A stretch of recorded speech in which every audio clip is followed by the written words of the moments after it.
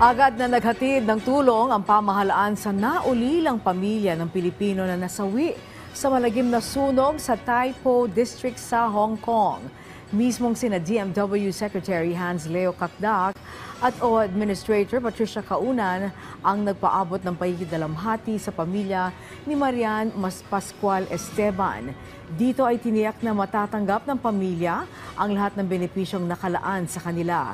Tiniyak rin na gagawin ang lahat para maiuwi agad sa Pilipinas ang labi ng ating kababayan at sinabing makatatanggap ng tulong pang-edukasyon ng anak ng nasawing OFW hanggang sa ito'y magkolehiyo. Samantala, mahigpit din na binabantayan ang lagay na isa pang Filipina domestic worker na kritikal ang kondisyon ngayon matapos magpamalas ng kabayanihan. Batay sa ulat, sa halip na tumakas, iniligtas ni Rodora Alcaraz ang isang 3 buwang gulang na sanggol sa gitna ng apoy at makapal na usok. Agad din na dinalaw ng OWA Regional Office ang pamilya ni Alcaraz para matulungan sa kanilang pangangailangan.